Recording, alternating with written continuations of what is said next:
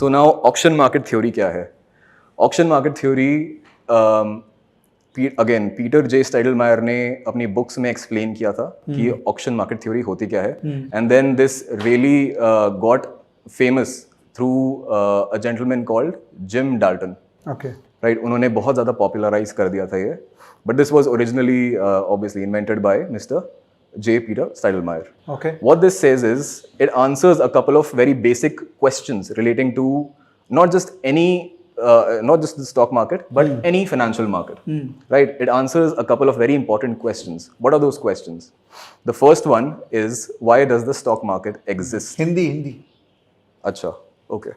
So why does the stock market exist? पहला question, सबसे important question, stock market का क्या काम है, एग्जिस्ट क्यों करता है? It exists to conduct business on a daily basis. वो स्टॉक मार्केट रोज 9:15 to 3:30 इसलिए खुलता है ताकि रोज बिजनेस हो सके. किस चीज का बिजनेस हो सके? What business does it conduct? It conducts the business of buying and selling of financial instruments. This we already know. This is a very basic answer. हर रोज किसी भी स्क्रिप्ट के अंदर बहुत सारी बाइंग और सेलिंग होती है, and that's the business that is basically conducted. बरोबर.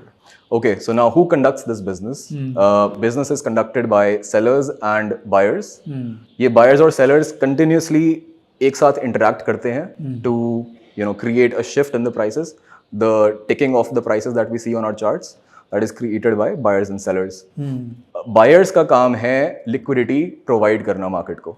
ठीक है, वो आते हैं market के अंदर, अपना पैसा लाते हैं and they want to conduct the business. Right, उनको खरीदनी है चीज़ें, तो वो लिक्विडिटी प्रोवाइड कर रहे हैं.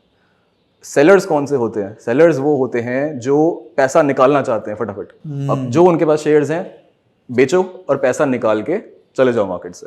सो सेलर्स काम करते हैं लिक्विडिटी एक्सट्रैक्ट करने का, बायर्स काम करते हैं लिक्विडिटी प्रोवाइड करने का. Now the next question is, why do the prices of a stock go up and down? This is, I think, one of the most important parts of auction market theory. Steidelmayer sir ने ये बोला था कि prices ऊपर जाते हैं sellers को ढूंढने के लिए, और prices नीचे आते हैं buyers को ढूंढने के लिए. Right? Prices तब तक ऊपर जाएंगे जब तक सारे sellers मिल नहीं जाते. Prices तब तक नीचे आएंगे जब तक सारे buyers मिल नहीं जाते. इसीलिए प्राइसेस ऊपर नीचे होते हैं, because at a particular level हो सकता है उस लेवल पे सेलर ज़्यादा हो, बायर्स कम हो, और हो सकता है नीचे वाले लेवल पे बायर्स ज़्यादा हो, सेलर्स कम हो. इसलिए प्राइसेस नीचे आएंगे, बायर्स को इकट्ठा करेंगे, बायर्स को बिजनेस करवाएंगे, and then again the prices will move upwards. Right? Okay, so to the next question, why do the prices of a stock go up and down? Again, a very basic question, जो auction market theory बहुत अच्छे से answer करता है. Prices go up to find sellers, who can then extract liquidity. मतलब price तब तक ऊपर जाएगा, तब तक trend करेगा, जब तक सारे sellers अपना सामान बेच नहीं देते, सारे sellers अपना stock बेच नहीं देते. ठीक है? Similarly, on the downside, the prices go down to find buyers who can then provide liquidity, जो अपना पैसा लेके आएंगे और शेयर्स खरीदने की कोशिश करेंगे. तो the downtrends that we see in the market, those are caused because the market is trying to find buyers. वो buyers की खोज में नीचे जा रहा है. And the moment कोई ऐसा प्राइस मिलता है buyers को जो बहुत attractive है, they will come in with their money. They will provide liquidity to the market and they will buy all the stock they can. Right? So the markets trend to find sellers or buyers. Right? Now the next question is, what happens once the buyers and sellers are found? Right? Prices ऊपर जा रहे हैं, prices are trending upwards. Now they've found a lot of sellers. Sellers के पास बहुत सारा stock है, they want to sell. They have a very attractive price. बहुत time से uptrend में है. What do? Well, at that point, they will slowly start offloading their stock, right? And in this phase, what we usually call is a consolidation phase. The market tends to go sideways. Right? क्योंकि seller और buyer मिल गए. क्योंकि seller और buyer मिल गए. दोनों बराबरी में. दोनों बराबरी के अंदर आ चुके हैं. Seller अब एकदम से sellers के लिए this is now a very attractive price to step in and sell their stock. Buyers तो already थे. राइट? द मोमेंटम बायर्स जो देख रहे थे मार्केट को ऊपर जाते हुए, दे वर ऑलरेडी बाइंग, उनको और चाहिए और चाहिए और चाहिए. बट सेलर्स जो बहुत पहले से अपना स्टॉक लेके बैठे हुए हैं, now they are incentivised to sell, right? क्योंकि उनको प्रॉफिट बुकिंग करनी है, they have to sell, right? ठीक है. So this leads to what we call as the consolidation phase, where the market goes sideways for a long time, and then it decides कि आगे क्या करना है, right? Now the next point is new business versus old business. This is also a very important point जो auction market theory discuss करता है. नए business और ओल्ड बिजनेस का मतलब क्या है? हमने पहले in the first point we said कि स्टॉक मार्केट बिजनेस कंडक्ट करता है. नए बिजनेस और पुराने बिजनेस का क्या मतलब है?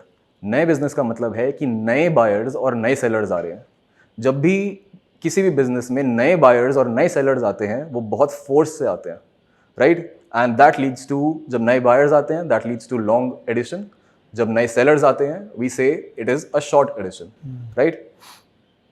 Old business on the other hand, it means जो एग्जिस्टिंग बायर्स हैं जिन्होंने ऑलरेडी स्टॉक खरीद रखा है, एग्जिस्टिंग सेलर्स हैं जो ऑलरेडी शॉर्ट सेल करके बैठे हुए हैं, उनको बाहर निकलना है. They want to book their profit, they are done with their trades, they want to book their profit, and that is old business. This old business is very slow. This is not as aggressive, right? Auction market theory says कि ये जो old business getting out is this can be in the form of long liquidation or this can be in the form of short covering. So long addition and short addition is always very aggressive. Long liquidation and short covering it's not so aggressive. It does not lead to new trends, right? New business always leads to new trends, right? Either an uptrend or a downtrend, right? Now, the last question obviously would be, how do we know if an up move is caused by new business coming in or by old business getting out, right? ऊपर जा रहा है market, prices are going upwards. How do we know कि ये नया business आ रहा है, long addition हो रही है और old business बाहर नहीं निकल रहा? वो तो open interest बताया था आपने. Short covering, exactly. Open interest is one way, but auction market theory answers it in an even better way. क्या? It says कि आपको volume और follow through दो चीजें देखनी है. अच्छा. किसी भी फेक अप मूव को रियल अप मूव से डिफरेंशिएट करने के लिए आपको दो चीजें देखनी है, which is volume and follow through.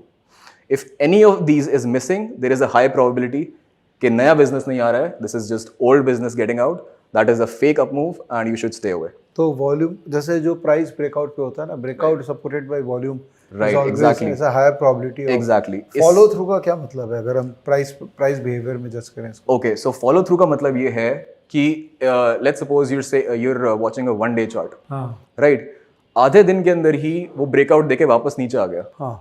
That means that there is no follow through, even though you will see a massive volume spike, लेकिन price has not sustained above the breakout zone, right? तो price जब तक follow through नहीं दे रहा हमको, तब तक we can not से कि ये नया बिजनेस आ रहा है या ओल्ड बिजनेस जा रहा है. Once the price has sustained, daily chart पे हमको क्लोजिंग मिल गई है above the breakout zone, then we will know for sure, along with good volumes, then we will know for sure कि हाँ, ये अब नया बिजनेस आ रहा है जो मार्केट को ऊपर लेके जा रहा है. This is long addition, genuine long addition. This is not old business getting out. समझ गए, right? So this was basic auction market theory, and the best thing about this is this will form your base for market profile. Okay.